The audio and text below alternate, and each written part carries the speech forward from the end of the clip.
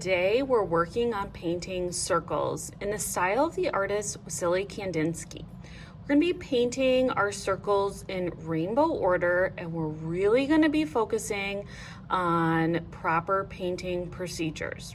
Okay, here we go. So the first step is you want to make sure that your brush is really wet. These watercolor paints are going to be very dry. So we want to make sure our brush is wet so that when we tickle the watercolors and wake them up, they wake up faster. If our brush is dry, they won't wake up. Now, when our brush turns red at the end, that means it's ready for painting. So I'm going to paint a small red circle in the middle of my paper. And when I'm done, I'm going to put my brush in the water cup and I'm going to rub it along the bottom of my cup, lift up, and I can dry my brush on the paper towel to make sure that there's no color on my brush.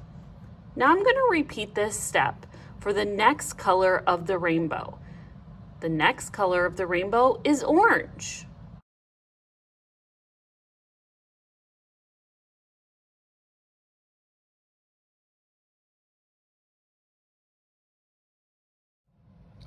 Okay, artists, so I'm totally done painting my rainbow circles. A couple of tips. Make sure you're cleaning off your brush between colors. If the colors get really wet, you can use a drier brush to paint. When everything gets really wet, the colors tend to blend together. This is a tie-dye look, which is totally fine. If you don't like it, you can wait till one color dries to paint the color next to it. If your water gets really brown like this, just dump it out and get new water. Okay, now if you don't have paints at home, we're going to talk about the alternative way that you can paint these circles right now. I have my paper already colored with marker.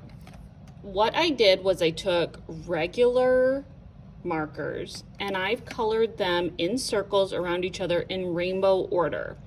You want to make sure that you're using a washable marker, not a permanent Sharpie marker, and color in your circles like you would like you're painting.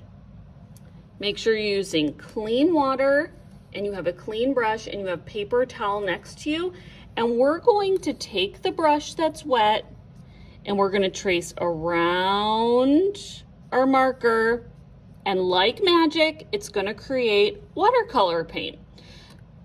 After each color, it's important that you clean your brush just like you would when you're painting. If you were to take your brush and go across all the colors back and forth, you would create a muddy color brown, just like you would when you're painting.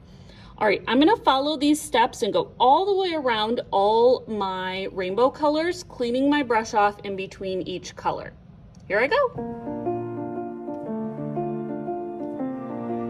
And here you go. We have the same exact project done with two different mediums, watercolor paint and marker, and they both turned out awesome. If you don't like this tie-dye look, just make sure each color dries before you paint the color next to it. I hope you really like this activity, artists. I can't wait to see what you do, and I'll see you next time. Bye.